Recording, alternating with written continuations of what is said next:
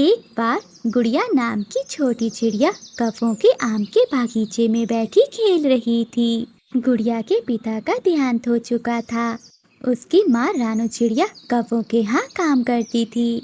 रानू चिड़िया ने अपनी बेटी गुड़िया को आम के बागीचे से आम लाने के लिए कहा था, पर गुड़िया वहाँ जाकर खेलने लग गई। थोड़ी देर बाद गुड़िया को याद आया, अरे मम्मा ने तो मुझे आम लाने के लिए कहा था, मगर मैं तो यहाँ खेलने लग गई। फिर गुड़िया जल्दी से आम तोड़ती है और कफों के घर जाती है और वो अपनी माँ को आम दे देती है। गुड़िया बेटी, मैंने आपको कब से आम लाने के लिए कहा था, मगर आप अभी आ रही हो। इतनी देर कहाँ लगा दी? माँ, मैं भूल गई थी। इतनी देर में मालकिन गोरिका भी रसोई में आ जाती है। अरे चिड़िया, अभी तक तूने आम की चटनी नहीं बनाई? इतना समय हो गया है, कालू जी भी आ गए हैं। तुझसे एक भी काम ठीक से नहीं हो पाता है, चल जल्दी कर। गोरिकावी की बात सुनकर रानू चिड़िया जल्दी से आम की चटनी बनाती है। थोड़ी देर बाद रानू चिड़िया अपना सारा काम करके वहाँ से जाने लगती है। तभी रानू देखती है कि गुड़िया कालू कौवा और गोरिकावी को भोजन खाते हुए देख रही है। अरे छोटी चिड़िया, कैसे देख रही है? चल भाग यहाँ से, नजर लगाएगी क्या हमें? रानू चिड़िया गुड़िया को वहाँ से बाहर ले जाती है। मम्मा, गोरी आंटी के घर कितने मजे का भोजन बनता है, तुम क्यों नहीं बनाती ऐसा भोजन? गुड़िया बेटी, आपको तो पता है कि हमारे पास इतने पैसे नहीं हैं कि हम ऐसा खाना खा पाएं। वो कौवे दोनों चिड़िया की मजबूरी का फायदा उठाते थे, क्योंकि उन्हें पता था कि चिड़िया का इस जंगल में कोई भी नहीं है। रानू चिड़िया और गुड़िया अपने घर के लिए निकल जाते हैं। थोड़ी दूर जाने पर गुड़िया को एक पेड़ के नीचे डॉल नजर आती है। माँ, ये देखो डॉल, भला इसे यहाँ कौन रख के गया होगा? माँ, मैं इस डॉल को ले लूँ, मेरे पास तो एक भी डॉल नहीं है। गुड़िया, न जाने ये डॉल किसकी होगी, तुम ले लो, अगर कोई लेने आए तो तुम उसे वापस कर देना। गुड़िया वो डॉल उठा लेती है। फिर वो दोनों माँ बेटी अपने घर चली जाती हैं। शाम को गुड़िया अपने घर के बाहर बैठी अपनी डॉल से बातें कर रही थी। पता है डॉल, मेरी मम्मा कहती है कि हमारे पास अच्छा खाना खाने के लिए भी पैसे नहीं हैं और ना ही रहने के लिए कोई अच्छा सा घर है। हम टूटे हुए घर में रहते हैं। मगर डॉल, तुम चिंता मत करो, मैं तुम्हारा बहुत ध्यान रखूंगी। तभी रानू चिड़िया वहाँ आती है। गुड़िया बेटी, तुम ये डॉल के साथ क्या बातें कर रही हो? भला इस डॉल को कुछ समझ थोड़ी ना आएगा। रानू चिड़िया की बात सुनकर डॉल बोलने लगती है, मुझे सब समझ आता है कि गुड़िया ने मुझसे क्या कहा। अरे ये कैसे हो सकता है, ये बोल कैसे सकती है? हाँ, मैं बोल सकती हूँ, मैं जादुई गुड़िया हूँ। ये देखकर रानू चिड़िया और गुड़िया को विश्वास नहीं हो रहा था कि वो डॉल बोल सकती है। वो बाहर बैठी हुई थी कि तभी तेज बारिश शुरू हो जाती है और देखते ही देखते रानू चिड़िया का टूटा हुआ घर नीचे गिरकर टूट जाता है। ये देखकर रानू चिड़िया बहुत नाराज होती है। थोड़ी ही देर बाद बारिश भी रुक जाती है। मम्मा, आप चिंता नहीं करें, हम अपना फिर से नया घर बनाएंगे। अरे, मेरे होते हुए तुम चिंता क्यों करते हो? मैं जादू से आपको एक बड़ा घर बना दूंगी। फिर डॉल जादू करती है और पेड़ पर एक नया और बड़ा घर बन जाता है। जब वो दोनों माँ बेटी घर के अंदर जाती हैं, तो वो देखती हैं वहाँ ढेर सारे पैसे थे। माँ, अब हम आराम से जी सकते हैं। अब आपको उस गोरी कवि के यहाँ काम करने की कोई ज़रूरत नहीं। फिर रात हो जाती है। वो दोनों माँ बेटी अपने नए घर में सो जाती हैं। अगली सुबह जंगल के सभी पक्षी बाहर जमा हुए थे कि चिड़िया का टूटा हुआ घर अब एक सुंदर घर में बदल चुका था। तभी रानू चिड़िया भी बाहर आती है। अरे चिड़िया बहन, ये कैसे हुआ? कल तक तो यहाँ एक टूटा हुआ घर था और आज इतना सुंदर घर, भला ये कैसे हो सकता है? ये कहते हुए रानू चिड़िया जंगल के सभी पक्षियों को गुड़िया वाली बात बताती है। चिड़िया की बात सुनकर कबूतर भी कहता है, चिड़िया बहन, हमारी भी मदद कर दो, कल शाम बारिश के कारण हमारा घर भी टूट गया है। जंगल वालों की बात सुनकर रानू चिड़िया सबकी मदद करती है। ये बात अब पूरे जंगल में फैल जाती है, जिसे भी मदद की जरूरत होती वो रानू चिड़िया के पास चला आता। ये बात उन कौवों तक भी पहुंच जाती है। कालू जी, हमें किसी तरह से भी उस डॉल को चुराना होगा। ऐसे ही चिड़िया जंगल के सभी पक्षियों की बड़ी बन जाएगी और जंगल के सबसे अमीर पक्षी भी। और फिर हमें जंगल में कोई भी नहीं पूछेगा। गौरी, तुम ठीक कहती हो, मुझे कुछ न कुछ तो करना ही पड़ेगा। रात को जब रानू चिड़िया और गुड़िया अपने घोंसले में सो रही होती है तो कालू कौवा खिड़की के रास्ते से आकर वो डॉल उठाकर वहाँ से भाग जाता है। गोरी कौवी डॉल को देखकर बहुत खुश होती है। लाओ कालू जी, ये डॉल मुझे दो। फिर गोरी कौवी डॉल से बोलती है, अरे ओ डॉल, मुझे ढेर सारा पैसा दो और ढेर सारे सोने के सिक्के। गोरी कौवी के ऐसा कहने पर कुछ भी नहीं होता है। वो कई बार जादुई डॉल से मांगती है मगर कुछ भी नहीं मिलता। ये सब देखकर गोरी कौवी गुस्से से डॉल को नीचे फेंक देती है। नीचे गिरते ही डॉल खड़ी हो जाती है और अपने जादू से गोरी कौवी को हवा में उड़ा देती है। कालू, कालू, बचाओ मुझे। ये देखकर कालू कौवा भागते हुए चिड़िया के घर जाता है और वो सारी बात चिड़िया को बताता है। ये सब सुनकर रानू चिड़िया और गुड़िया दोनों गोरी कौवी के घर आती हैं। चिड़िया बहन, मुझे माफ कर दो, मुझे बचा लो इस जादुई डॉल से। आज के बाद मैं कभी ऐसा नहीं करूंगी और किसी भी गरीब पक्षी का फायदा नहीं उठाऊंगी।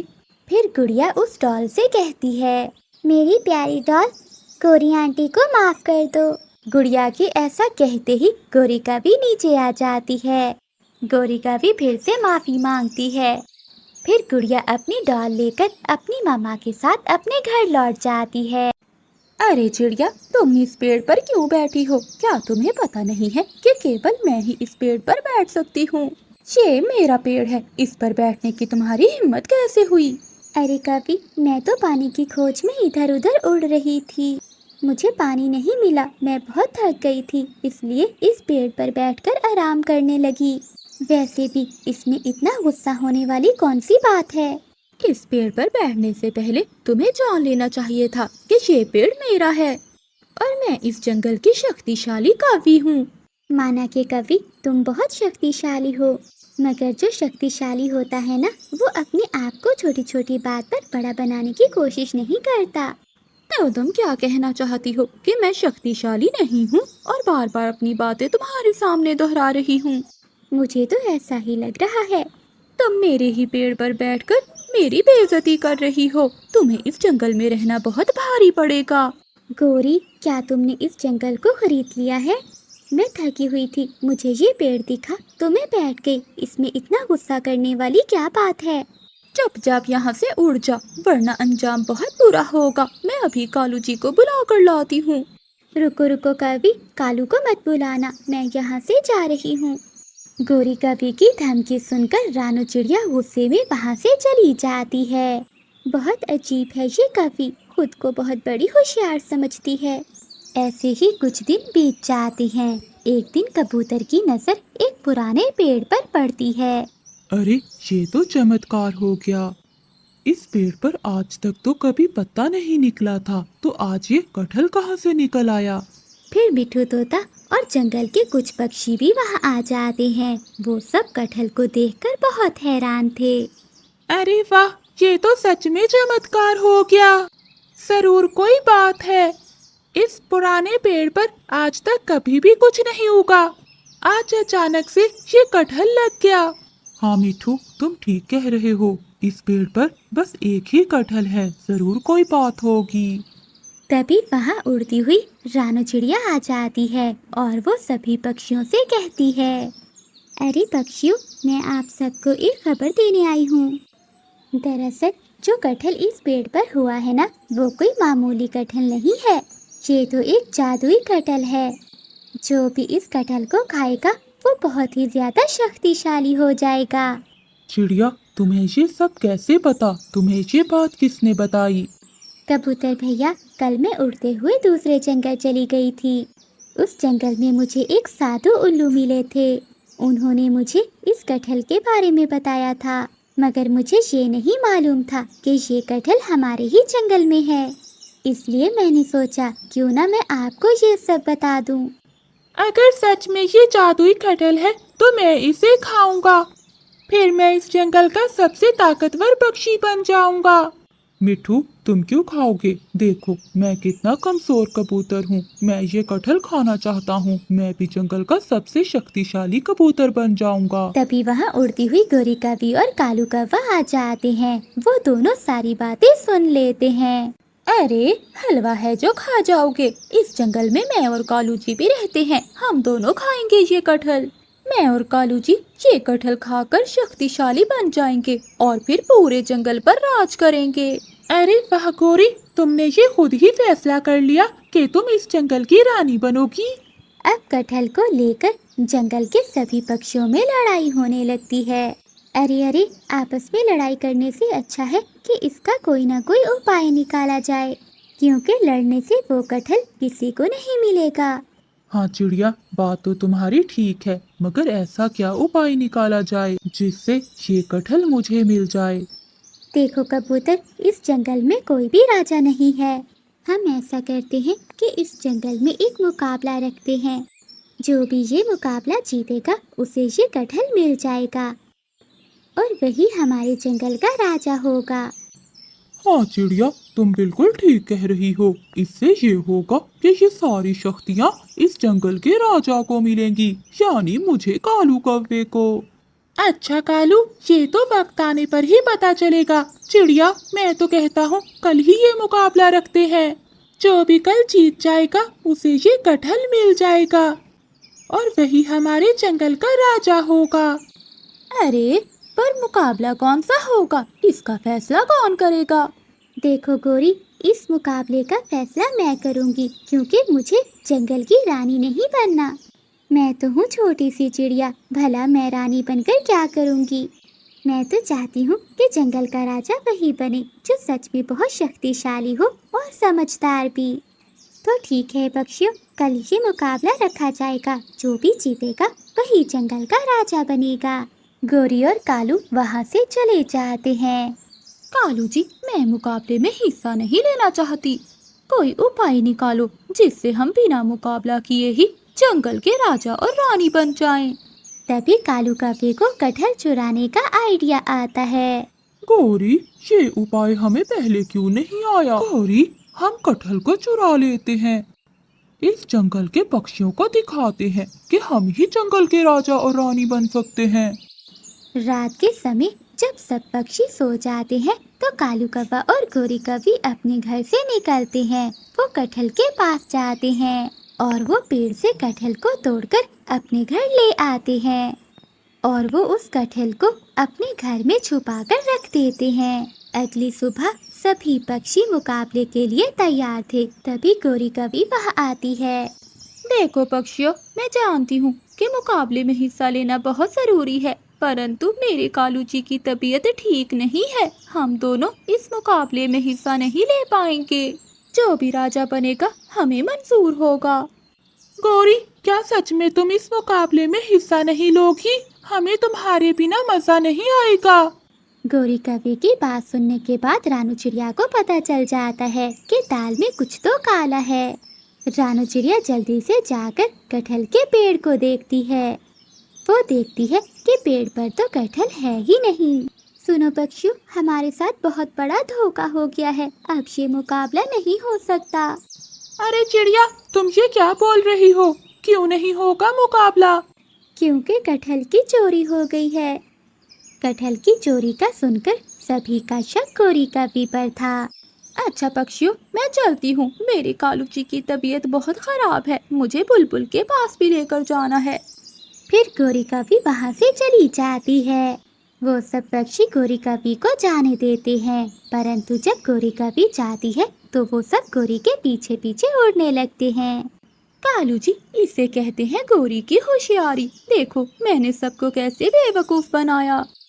फिर वो दोनों काफी आराम से कटहल को खाने लगते हैं। तभी सभी पक्षी वहाँ पर आ जाते हैं। कबो, तुम दोनों अपने आप को अक्लमंद समझते हो, मगर नहीं, तुम दोनों बहुत बेवकूफ हो। ये क्या बकवास कर रही हो चिड़िया? गोरी, याद है ना तुम्हें? तुमने मुझे पेड़ से उड़ाया था इसलिए मैंने तुमसे बदला लेने की ठान ली थी। मैं तो थी छोटी चिड़िया, मैं तुम्हारा मुकाबला भला कैसे कर पाती। ये तो हम सब का एक प्लान था, ये कोई जादुई कटहल नहीं है। हाँ गौरी, तुम तो कामचोर हो, लेकिन हमें पता था तुम ये चोरी जरूर करोगी। हम तुम्हें सीधे रास्ते पर लाना चाहते थे। गौरी, याद रखना, चोरी करना बहुत बड़ा पाप है और किसी मासूम पक्षी की बेइज्जती करना इससे भी बड़ा पाप है। गौरी और कालू, तुम दोनों ने चोरी की है, अभी तुम्हें ये जंगल छोड़कर जाना होगा। फिर कालू कौवा और गौरी कौवी माफी मांगते हैं। चिड़िया, हमें माफ कर दो, हम लालच में आ गए थे। आज के बाद हम कभी चोरी नहीं करेंगे और ना ही किसी पक्षी को तंग करेंगे। हम मेहनत करेंगे और मेहनत करके ही खाएंगे। गौरी कौवी अपने बीमार पति कालू कौवे के पास बैठी हुई थी। ऐ ऊपर वाले, ये मेरे पति को कैसी बीमारी लग गई है, ना जाने मैं अपने कालू जी का इलाज कैसे करवा पाऊंगी। तू परेशान ना हो गौरी, मेरे इलाज की इतनी चिंता ना कर। अरे चिंता कैसे ना करूं, अगर आपको रोज दवाई ना मिली तो आपकी मौत हो सकती है। गौरी, मौत तो एक दिन आनी ही है, मगर मैं अपनी जिंदगी के लिए तुम्हें मरता हुआ नहीं देख सकता। पति की सेवा करना परेशानी नहीं बल्कि धर्म का काम है। तुम कितनी समझदार हो। ठीक है कालू जी, आप अब आराम करें, मैं जाती हूँ काम पर। गौरी कौवी रानू चिड़िया के खेत में काम करती थी। वो दिन भर मेहनत करती थी। मालकिन चिड़िया, आज मुझे अपने पति की दवाई लेने जाना है, क्या आज मैं जल्दी घर जा सकती हूँ? हाँ गौरी, ये लो, और ये रही तुम्हारी आज की तनख्वाह। रानू चिड़िया तनख्वाह के बदले में हर रोज गौरी कौवी को शहद देती थी। गौरी कौवी वो शहद ले जाकर बुलबुल को देती है और बुलबुल शहद और जड़ी बूटियों से दवा बनाकर गौरी कौवी को देती है। गौरी, ये लो दवा और अपने पति कालू को खिला देना। आपका बहुत बहुत धन्यवाद बुलबुल बहन। गौरी कौवी वो दवा लेकर अपने पति कालू के पास आती है। ये लीजिए, ये दवा पी लीजिए। गौरी कौवी जब अपने पति को दवा दे रही थी तो उसे घोंसले के पास दाना नजर आता है। अरे, ये दाना कौन लाया? गौरी, मैं लाया हूँ। क्यों? कालू जी, मैंने आपको मना किया था ना कि आप घर से बाहर नहीं जाएंगे, मगर आप क्यों गए? तुम सारा दिन खेत में कितनी मेहनत करती हो, क्या मैं तुम्हारे लिए इतना भी नहीं कर सकता? अभी आप बीमार हो, जब ठीक हो जाओगे ना फिर करना मेरी मदद। एक दिन गौरी कौवी शहद लेकर बुलबुल के पास जाती है। ये लो बुलबुल बहन शहद, अब जल्दी से मुझे दवा बना दो। माफ करना गौरी, आज मैं तुम्हें दवा नहीं बना के दे सकती। क्यों बुलबुल बहन? क्योंकि आज मेरे पास वो जड़ी बूटियां नहीं हैं जिससे मैं दवा बनाती हूँ। बुलबुल बहन, तुम्हें तो पता है कि अगर मेरे पति को दवा न मिली तो उसकी जान भी जा सकती है, मगर फिर भी तुम वो जड़ी बूटी क्यों नहीं लेकर आई? गौरी, जिस इलाके से मैं जड़ी बूटी तोड़ती हूँ अब वहाँ पर चीलों और बाजों ने कब्जा कर लिया है। क्या बुलबुल, मगर अब क्या कर सकते हैं? गौरी, अब वहाँ कोई भी नहीं जा सकता। ये सुनकर गौरी कौवी दुखी मन से वहाँ से चली जाती है। वो रास्ते में सोचती है, अगर आज मेरे कालू जी को दवा ना मिली तो कुछ भी हो सकता है। मुझे कुछ भी समझ नहीं आ रहा कि मैं क्या करूं। हाँ, अब मुझे ही जाना होगा। फिर गौरी कौवी अपने पति की जान बचाने के लिए उस इलाके में चली जाती है। गौरी कौवी वहाँ पहुँच जाती है। अरे, ये इलाका तो बहुत खतरनाक लग रहा है। तभी गौरी कौवी को सामने जड़ी बूटियाँ दिखाई देती हैं, लेकिन वहाँ कुछ बांस खड़े थे। इस जड़ी बूटी के पास तो ढेर सारे बांस खड़े हैं, अब मैं जड़ी बूटी वहाँ से कैसे लाऊं? चालाक गौरी कौवी दूर खड़ी ऐसा सोचने लगती है। तभी एक चील उड़ती हुई गौरी कौवी के पास आती है। कई दिनों से मांस खाया नहीं है, आज मिली भी तो ये काली कौवी, पर कोई बात नहीं, आज खाने को मांस तो मिलेगा। ये सुनकर गौरी कौवी घबरा जाती है। अरे बाप रे, ये चील कहाँ से आ गई? अरे ओ कौवी, आज तो मैं तुझे नोच नोच कर खाऊंगी। अगर मुझे कुछ हो गया तो मेरे पति का ध्यान कौन रखेगा? अपनी मौत को सामने देखते हुए गौरी कौवी कुछ सोचती है।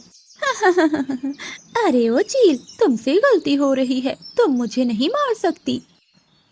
मैं तुझे मार सकती हूँ, मैंने तुझ जैसे कई पक्षी खाए हैं। परंतु चील, तू मुझे नहीं खा सकती, मैं तुझसे ज्यादा ताकतवर हूँ। तू मामूली काफी है, भला मुझसे ज्यादा ताकतवर कैसे हो सकती है? अच्छा चील, हम दोनों में से ताकतवर कौन है, ये जानने का तरीका है मेरे पास। अच्छा, कौन सा तरीका है? वो सामने देखो, बाजों के पास जड़ी बूटियाँ हैं, जो भी वो जड़ी बूटी लेकर आएगा वही जीत जाएगा। अच्छा, अगर मैं जीत गई तो? अगर तू जीत गई तो मुझे शौक से खा लेना, और अगर मैं जीत गई तो? अरे, ऐसा कभी नहीं हो सकता। इसका मतलब है तू डर गई चील। ये सुनकर चील को गुस्सा आ जाता है और वो ये रेस लगाने के लिए तैयार हो जाती है। फिर वो दोनों वहाँ से उड़ते हैं। चील बहुत तेजी से उड़ती है, मगर गोरी कभी आहिस्ता आहिस्ता उड़ते हुए वहीं रुक जाती है। अरे, मैं तो गिर गई। चील पीछे मुड़कर गोरी कवि को देखती है।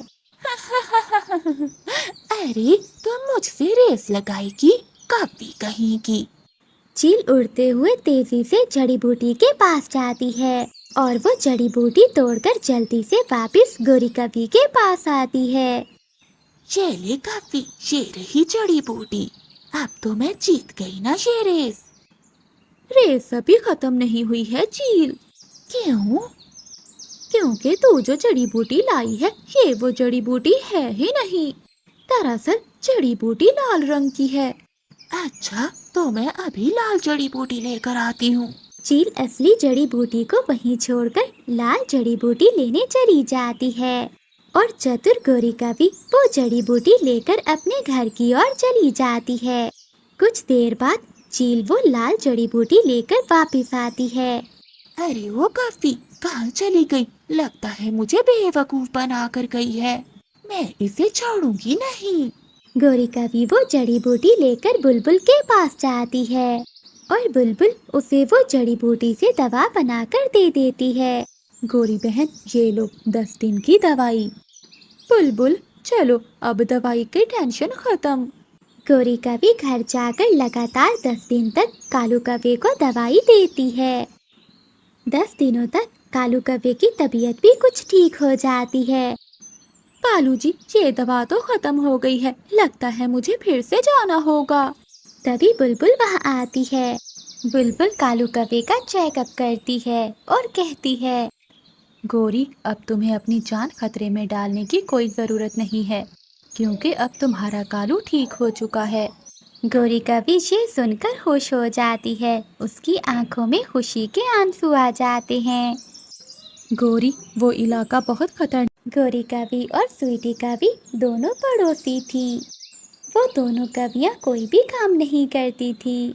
एक दिन गोरी कवि अपनी पड़ोसन स्वीटी कवि से कहती है, स्वीटी सहेली, अब तो कोई ना कोई काम करना ही होगा, वरना हम दोनों भूख से मर जाएंगी। गौरी, क्यों ना हम दूसरे जंगल जाएं और वहाँ से सूखी लकड़ियाँ काट कर बेचें। ठंड के मौसम है, सूखी लकड़ियाँ अच्छी कीमत में बिक जाएंगी। गोरी कवि को स्वीटी कवि की बात पसंद आती है और वो दोनों अपना अपना कुल्हाड़ा लिए वहाँ से निकल जाती हैं। गौरी, हम दोनों मिलकर काम करेंगे और जो लकड़ियाँ बेचकर मुनाफा होगा उसे आधा आधा बांट लेंगे। ठीक है स्वीटी, मैं यहाँ से काम शुरू करती हूँ, तुम वहाँ जाके लकड़ियाँ काटो। फिर वो दोनों लकड़ियाँ काटने लगती हैं। गोरी कवि की सहेली स्वीटी कवि एक सूखा पेड़ काट रही थी। तभी उसे पेड़ की खोखर में कुछ नजर आता है। गोरी, गोरी, यहाँ आओ, यहाँ कुछ है। थोड़ी थोड़ी गोरी कवि भी वहाँ आ जाती है। गोरी, देखो ना, ये पुराना मटका यहाँ कैसे आया होगा। अरे स्वीटी, इस मटके में तो खजाना है। क्या गोरी? अरे मिल गया, मिल गया, मुझे तो खजाना मिल गया। स्वीटी कवि खुशी से ऐसे उछलने लगती है।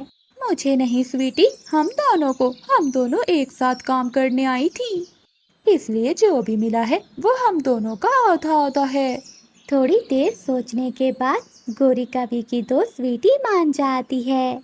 अब हमें लकड़ियाँ काटने की कोई ज़रूरत नहीं है, हम दोनों के लिए ये खजाना काफ़ी है। फिर स्वीटी कवि और गोरी कवि वो मटका लिए वहाँ से वापिस उड़ जाती हैं। रास्ते में उन दोनों को अंधेरा हो जाता है। गोरी कवि स्वीटी कवि से कहती है, सहेली, अंधेरा हो गया है, आगे का रास्ता बहुत खतरनाक है। हम ऐसा करते हैं कि ये खजाना इस पेड़ के नीचे दबा देते हैं और कल दिन में आकर ये खजाना यहाँ से निकाल कर ले जाएंगे।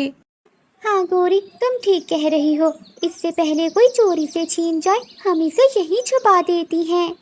फिर गोरी कवि और उसकी सहेली वो सोने से भरा हुआ मटका पेड़ के नीचे जमीन में दबा देती हैं और वापस अपने अपने घरों को चली जाती हैं। स्वीटी कवि तो सो जाती है, परंतु गोरी कवि तो अभी तक जाग रही थी।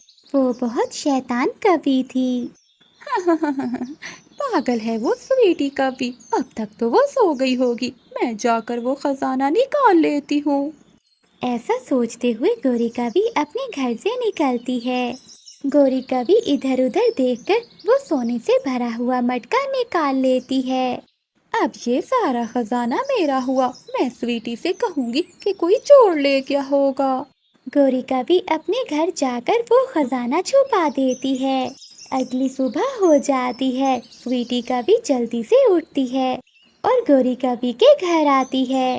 गोरी गोरी जल्दी करो, ऐसा ना हो कि कोई चोर ही वो खजाना निकाल कर ले जाए। हाँ हाँ स्वीटी, मैं तुम्हारा ही इंतजार कर रही थी। फिर गोरी कवि और स्वीटी कवि उसी जगह जाती हैं जहाँ उन्होंने खजाने को छुपाया था। गोरी गोरी, यहाँ तो खजाना नहीं है। खजाना कहाँ गया है? मुझे क्या मालूम, मुझे तो लगता है कि कोई चोर निकाल कर ले गया है। देखो हमारा कितना नुकसान हो गया है, बहुत बुरा हुआ हमारे साथ। स्वीटी कवि रोने लग जाती है। गोरी, हो ना हो ये खजाना तुमने ही चोरी किया है। नहीं नहीं स्वीटी, मुझे लगता है ये खजाना तुमने चोरी किया है। मुझे सब मालूम है, तुम ही सारा खजाना हड़पना चाहती थी। अब मुझे सीधे से बताओ कि खजाना कहाँ है। फिर स्वीटी कवि जंगल में जाती है और वो सारी बात चिड़िया को बताती है। रानू चिड़िया गोरी कवि, स्वीटी कवि और मिठू कबूतर को बुलाती है। अगर तुम दोनों में से कोई भी नहीं मान रहा तो मेरे पास एक उपाय है। मिठू भैया, जल्दी से बताओ, अगर वो खजाना मिल गया तो मैं उसमें से आधा खजाना तुम सभी को दूंगी। तो हाँ गोरी, तुम बताओ, अगर वो खजाना मिल गया तो क्या तुम भी हमें दोगी? नहीं नहीं चिड़िया, मैं क्यों दूंगी। वो खजाना हमें मिला था और मुझे विश्वास है कि वो इस स्वीटी कवि ने ही चोरी किया है।